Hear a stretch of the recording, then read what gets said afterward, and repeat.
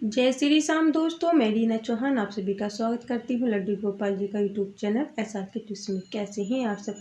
आशा करती हूँ अच्छे होंगे। तो देखिए दोस्तों, आज फिर एक नई वीडियो के साथ, जिसमें आज हम अपने बाल गोपाल के लिए एक विशेष बात आपको बताना चाहते हैं। तो आप वीडियो को पूरा ज़रूर सुने। अगर वीडियो पसंद आए तो लाइक करें, शेयर करें और सब्सक्राइब जरूर कर दीजिए और बेल आइकन दबा दीजिए, जिससे कि मेरी हर वीडियो आपके पास आ सके। तो चलिए वीडियो शुरू करते हैं। आज हम अपने बाल गोपाल की सुरक्षा के लिए दो विशेष बातों पर चर्चा करेंगे। तो वो दोनों बातें क्या हैं, आप ध्यान से सुनिएगा। सबसे पहली बात ये है कि क्या हमें हर जगह अपने गोपाल जी को ले जाना चाहिए।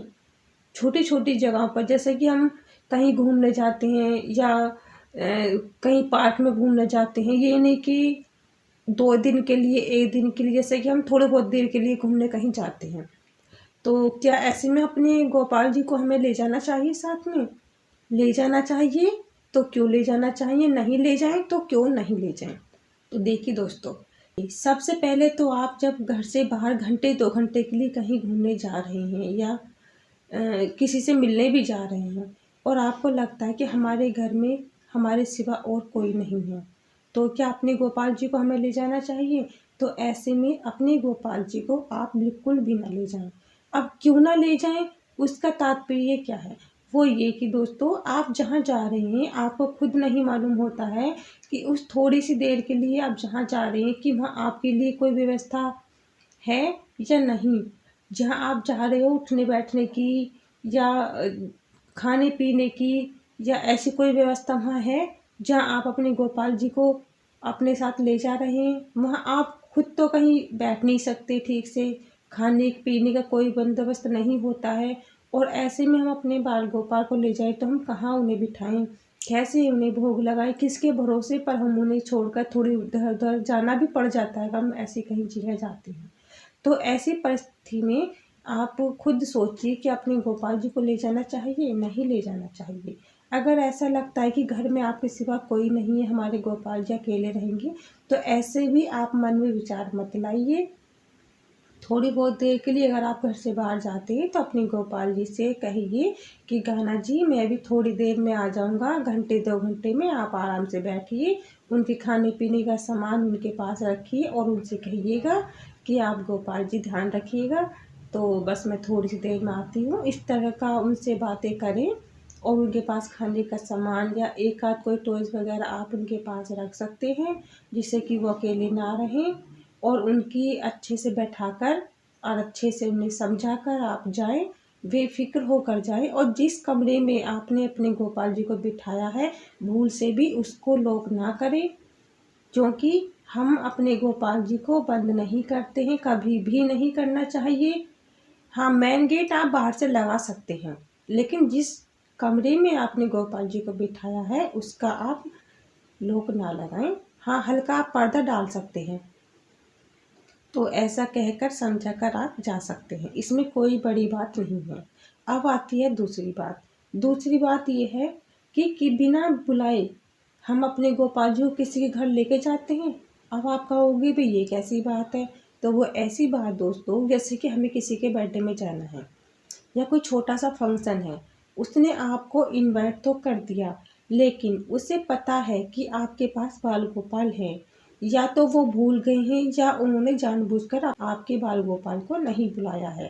जैसी भी हो, वो उनकी सोच है। लेकिन अगर उन्होंने इनवाइट अपने आपके बाल गोपाल को नहीं किया है, तो आप ऐसे में अपने बाल गोपाल को ना लेकर जाएं, क्योंकि बिन बुलाए अगर कोई किसी के घर जाता है तो उनका अपमान ही माना जाता है, चाहे वो करें या ना करें। क्योंकि मन में कहीं ना कहीं ये शंका बनी रहती है कि हम आ तो गए हैं, बुलाया हमें था नहीं, पता नहीं इनके मन में कैसी भावना होंगी, ये क्या सोच रहे होंगे।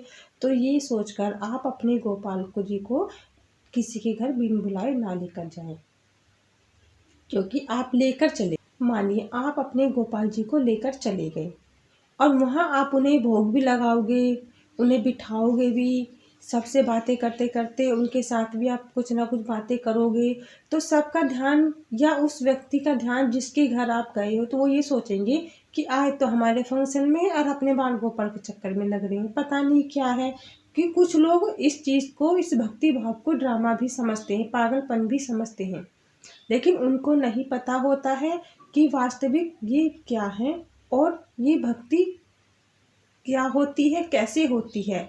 तो ऐसी भावनाएं जब उनके मन में आती हैं तो कहीं ना कहीं आपके मन में शंका आ ही जाती है, उनकी सोच, उनके विचार कहीं ना कहीं आपको महसूस हो ही जाते हैं। तो ऐसे में आपका मन विचलित होने लगता है और अपने आप ही अपमानित खुद को लगने लगता है। तो इसलिए आप अपने बाल गोपाल को बिन बुलाए किसी के घर ना लेकर जाएं। अगर वो इनवाइट करते हैं तो आप खूब बहुत अच्छे से अपने गोपाल जी को ले जाएं, बेफिक्र होकर ले जाएं, सजा कर ले जाएं, अच्छे से उनका श्रृंगार बहुत प्यारे से उन्हें बनाकर ले जाएं। तो देखिएगा आपके मन को इतनी ज़्यादा खुशी मिलेगी कि वो आपसे ज़्यादा आएंगे। और जो हमारे बाल गोपाल की प्रशंसा करते हैं, उनका ध्यान रखते हैं, तो हमें अति प्रसन्नता होती है। वो इसलिए क्योंकि हमारे बाल गोपाल जी की प्रशंसा, उनकी तारीफ जब हम सुनते हैं तो हम बहुत खुश होते हैं। तो ऐसे में जब उनकी इस तरह से तारीफ हम सुनते हैं तो हमारे आसपास एक सकारात्मक ऊर्जा का वास खुद पे खुद होने लगता है। तो इसका मतलब यही है कि हमारे गोपाल जी बहुत खुश हैं, वो अपनी कृपा सब पर बरसा रहे हैं और वहाँ एक अद्भुत अलौकिक एक खुशी का आसपास एक ऐसा वास होता है कि जिसमें कि सब झूमने लगते हैं और खुद पे खुद ही मन खुश होने लगता है। मन खुश होने का मतलब है कि हमारे प्रभु, हमारे भगवान या हमारे बाल गोपाल हम सब पर कृपा बरसा रहे हैं। ऐसी ही कृपा सब पर बरसती रहे उनकी, ऐसी ही कृपा हमारे बाल गोपाल की उनके भक्तों पर बरसती रहे। तो इसी के साथ जय श्री श्याम, राधे राधे।